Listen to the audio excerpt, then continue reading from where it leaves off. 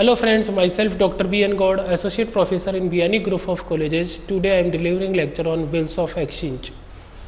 In case of bills of exchange, suppose A ने B को good cell करी तो नेचुरल है A B से फंड रेज करेगा. सपोज B के पास फंड नहीं है तो A क्या करेगा, इस तरीके से एक बिल ड्रॉ करेगा.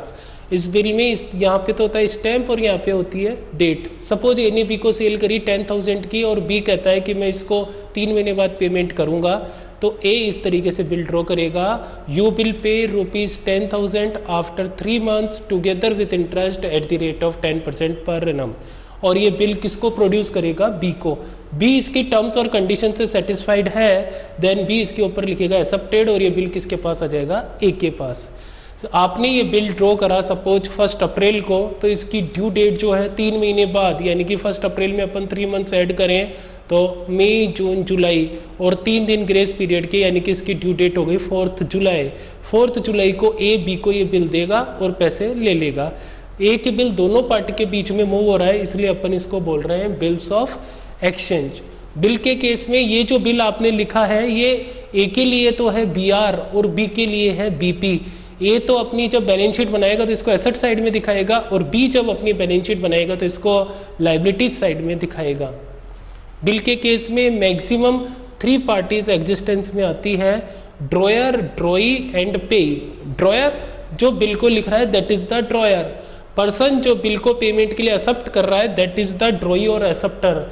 और जिस व्यक्ति को ड्यू डेट के ऊपर बिल का पैसा मिलेगा वो क्या कहलाएगा, पेई. जनरली जो ड्रॉयर है वही पेई होता है, but in case of 2 condition payee is another person. That is suppose आपने बिल को ड्यू डेट से पहले बैंक से डिस्काउंट करवा लिया तो पेई कौन हो गया, बैंक. और आपने बिल को ड्यू डेट से पहले थर्ड पार्टी को ट्रांसफर कर दिया तो पेई कौन हो गया, आपका एंडोर्सी. बिल की ड्यू डेट की जो आप कैलकुलेशंस करते हैं उसमें नेगोशिएबल इंस्ट्रूमेंट एक्ट के कुछ रूल्स अप्लाई होते हैं. बिल की ड्यू डेट की जब आप कैलकुलेशंस करते हैं तो 3 दिन अपन ऐड करते हैं ग्रेस पीरियड के.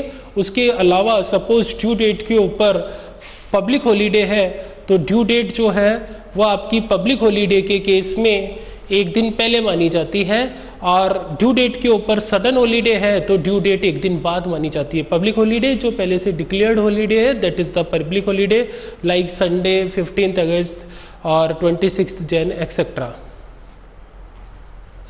ड्यू डेट की कैलकुलेशन करते समय और भी आपको रूल्स ध्यान में रखने हैं. आपने कोई बिल यदि मंथ के अकॉर्डिंग लिखा है तो ऑल मंथ्स आर इक्वल, लेकिन आपने कोई बिल डेज के अकॉर्डिंग लिखा है तो उस केस में actual number of days are consider. तो all of these are rules applicable as per negotiable instrument act. For more detail please visit our website www.gurukpo.com. Thank you.